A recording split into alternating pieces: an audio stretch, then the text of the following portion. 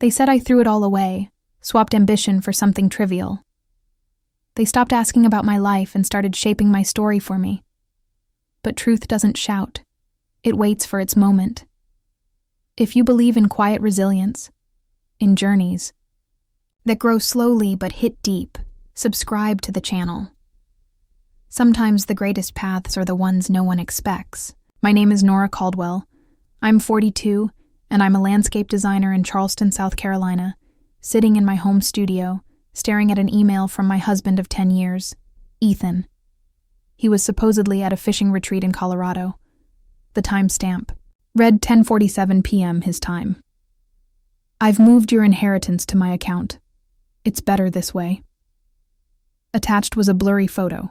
Him and some woman with long hair on a deck, mountains in the background, beers in hand. His smile was sharper than any I'd seen in years. I shut my laptop, walked to the living room, poured a glass of iced tea, and looked out at the garden we'd planned together 4 summers ago. The brick path I'd set while he planted azaleas along the borders. All that effort for a home he clearly had no plans to return to.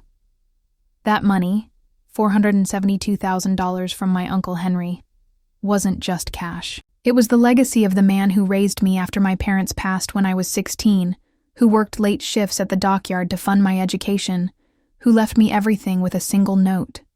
Create something enduring. I checked my phone. No missed calls, no texts asking if I'd seen the email. Just silence, like he'd already stepped into a new life. The signs had been there for months. Ethan's fishing trips had stretched longer. Weekends turned into 5 days, then week-long getaways. His phone stayed face down, passcodes changed, conversations clipped. 4 months ago, he'd asked odd questions about the inheritance, where it was held, which accounts, if we should reallocate it. I nodded, said I'd consider it. Reopened the laptop, reread the email. No greeting, no mention of my name, just the statement and the theft. I typed 5 words in reply. Thanks for letting me know. Then I closed the laptop, sipped my tea, and went to bed. Tomorrow would be long, but alone in our queen-sized bed, I realized something that should have stung but didn't. I slept easier knowing he wasn't coming back. What Ethan didn't know was that I'd sensed trouble months ago. The inheritance wasn't where he thought, and his attempt to take it had just handed me everything I needed. I met Ethan 12 years ago at a trade show in Raleigh. He was launching his outdoor gear brand, seeking designers for his first retail store. I was 6 years into my career, eager for projects beyond corporate lawns and parking lots. We married within 2 years, built a life in Charleston, bought a bungalow on Magnolia Lane with the garden he'd always wanted. No kids, his choice. The business is my focus, he'd say. I got it. My landscapes were mine. For 7 years, it worked. I designed, he grew his brand of rugged apparel and adventure retreats. We traveled, hosted barbecues, looked solid, on paper and in photos. Then Uncle Henry got sick. Heart failure, swift and brutal. I took a 4-month leave to care for him in Savannah. Ethan visited once. Hospitals aren't my thing, he said. I didn't argue. When Henry died, he left everything to me. The money surprised me. I hadn't known he'd saved so diligently. Ethan seemed surprised too, suddenly keen on our financial plans in ways he'd never been. We should invest it in the business, he suggested over dinner one night. His business. I need to think about what Henry would want, I said. That was the first fracture, small but clear. Others followed. Ethan started traveling more. Supply chain meetings, he claimed. His calls grew brief, with muffled voices in the background that stopped when I asked who was there. Our neighbor Clara stopped by one evening while Ethan was at a team retreat in Boulder. Saw someone picking him up last week, she said casually. Late, wasn't it? Thought you were out of town. I'd been at a 3-day expo in Atlanta. I thanked her for the jam she'd brought. Didn't Press just tucked it away. Then came the passcode changes. Banking apps locked, which they'd never been. Talks about money ended abruptly when I asked specifics. One night, I caught him on the phone in the garden, voice soft, laughing in a way he hadn't with me in years. "Just Greg from the shop," he said, coming inside. Greg, who'd left the business a year ago. I nodded, didn't correct him, watched him pour another beer and pivot the conversation. The foundation was crumbling, and only one of us was honest about it. 3 weeks before Ethan left for his final retreat, my firm's financial advisor Diane called. "Someone's been trying to access your trust accounts," she said. "Used your personal info, but failed the security questions." "Which accounts?" I asked, though I knew. "The inheritance funds." I thanked her, hung up, and sat in my studio for hours. That night, Ethan suggested we streamline our accounts. "Too many logins," he said, eyes on his plate. "We should merge everything." "Maybe," I said. "I'll check with Diane." The next day I drove to Savannah, met with Clara Tate, my uncle's lawyer for 25 years, now mine. I laid out my concerns, calmly, factually. "Henry set up an irrevocable trust," Clara said. "The money's protected no matter what happens in your marriage. If someone tried to move it without authorization, that's attempted fraud with serious consequences." I nodded. "Let's monitor all activity on the trust. Alert me to any attempts to access or transfer." When I got home, Ethan was packing for his retreat. He hugged me briefly, already distant. "Might stay longer," he said. "Really get into it." I helped carry his bags to the car, watched him drive off, went inside, and opened my laptop. I didn't snoop his emails or texts, didn't call his colleagues.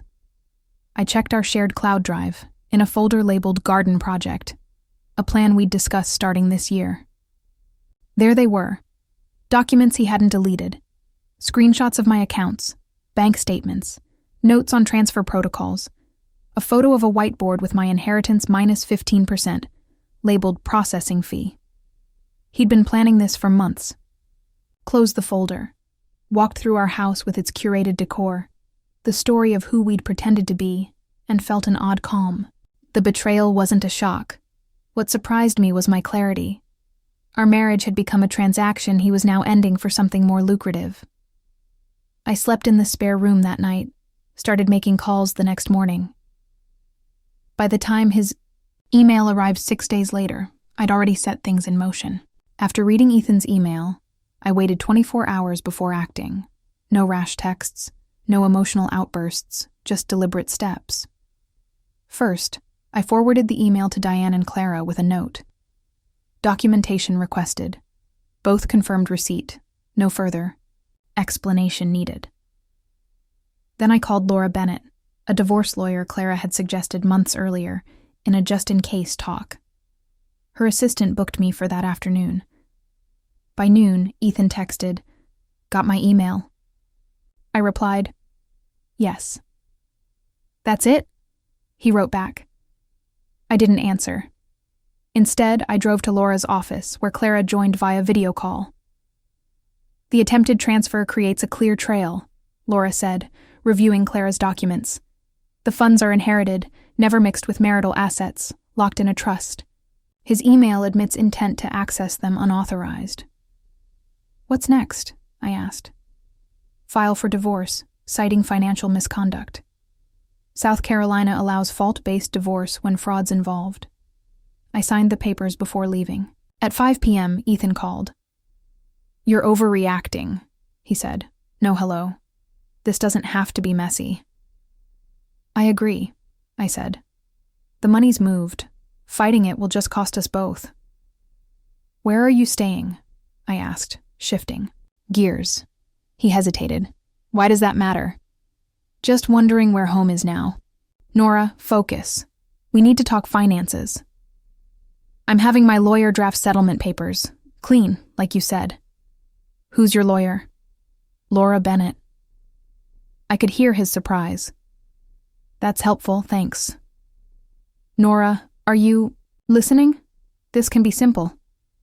You said that already. My voice stayed even. I appreciate you wanting it easy. A pause. What are you doing? Adjusting to the idea, I suppose. He softened, misreading my calm. It's for the best. We've been drifting apart for years. This is cleaner. Cleaner is better, I agreed. After hanging up, I called Laura, gave her Ethan's lawyer's name, and texted him. Need time to process. Will reach out when ready. His reply was, instant. Don't drag this out. Papers ready by Thursday. Thursday, 2 days away. Perfect. At 7 p.m., Clara called. The trust company logged 4 unauthorized transfer attempts today, all blocked, fully documented, IP addresses, timestamps. The access point matches the email's origin, Boulder, not Vale. She paused. There's more. Last month, someone exported account details from your home network. We have device IDs. I thanked her, hung up, and walked through the house that now felt like a crime scene. In the kitchen, I opened a bottle of Pinot Grigio we'd saved for our 12th anniversary, poured a glass. Ethan thought he'd set the trap. He didn't know he'd stepped into mine. The next morning, Ethan's lawyer, Michael Grant, called, his tone cautious. Ms. Caldwell, I'm representing your husband. He says you're open to a quick settlement. Is that what he said? A beat. He mentioned you understand the situation. Which situation? The division of assets, including the inheritance he claims to have moved. He's provided some statements, Grant said carefully. Recent ones, about 2 months old. And transfer confirmations? He says those are coming. Has he mentioned the trust's structure, the legal impossibility of what he's claiming? Silence. Mr. Grant, verify his information. My lawyer will send you documents today. I hung up, drove to Coastal Trust Bank, where Ethan and I had our joint accounts. The manager, Susan, had handled our home loan 3 years ago. I need to see all joint account activity, I said. Susan pulled up the records, her face tightening. Significant withdrawals over the past 4 months. She showed me, small transfers at first, $500, $2,800, then larger, the latest $38,000 3 weeks ago, to an account at Mountain View Credit Union.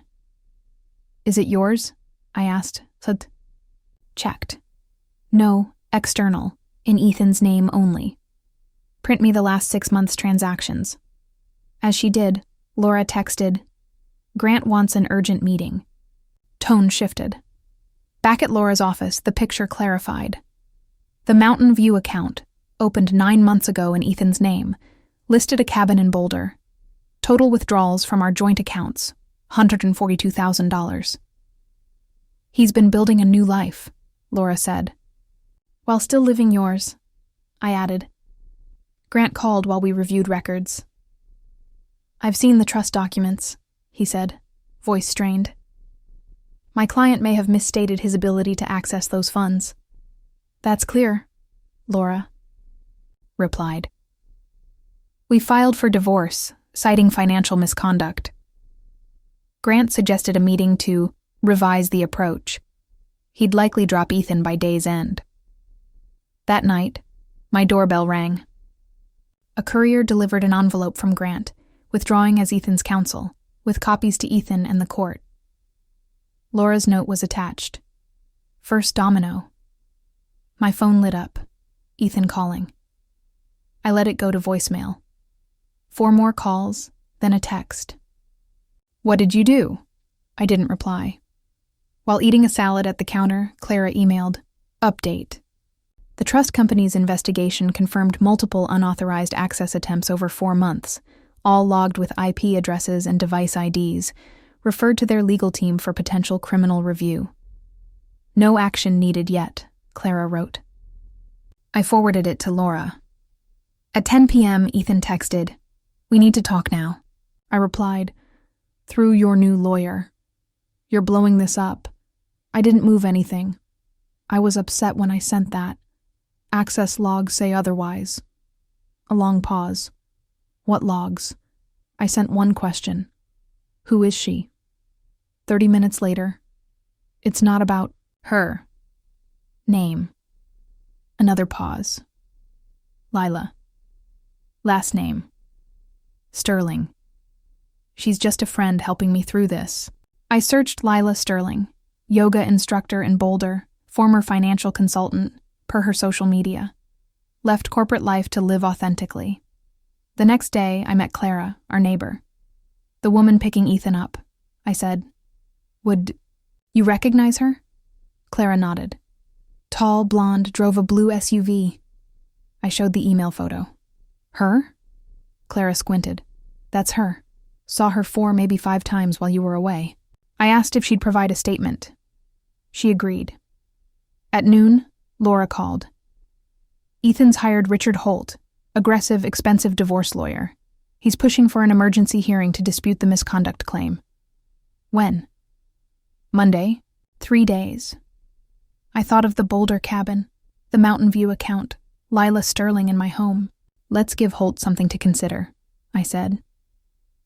That afternoon, Laura sent Holt a package.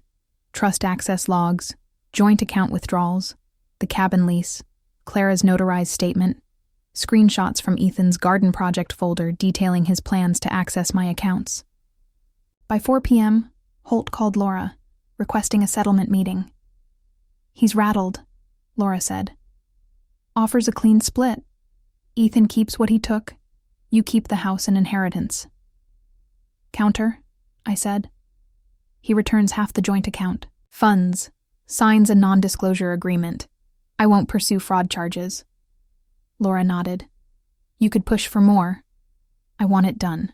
Monday morning at the courthouse, Ethan and Holt arrived to find Laura with the settlement ready. No hearing, no judge. I waited in a side room as Laura presented the terms. Ethan transfers $71,000, half the joint account withdrawals, within 24 hours. Makes no claims on the inheritance or other assets. Signs an NDA barring discussion of our marriage or divorce. In return, I'd forgo fraud charges. Through the glass, I saw Ethan's face as Laura handed over the evidence. Photos, logs, statements. His confidence crumbled into shock, then resignation. Holt whispered to him. Ethan nodded. They entered the room. My client accepts, Holt said. Ethan signed, his hand unsteady. I signed my part, then slid an envelope to him. What's this? He asked, voice low, the first words he'd spoken. Passcodes, I said. Cloud drive, home security, anything you left behind. His eyes met mine, searching for anger or victory, finding neither. He looked lost, clutching the envelope as Holt led him out, not glancing back. For the first time, I wasn't invisible. The truth had walked in, uninvited, and spoke for itself.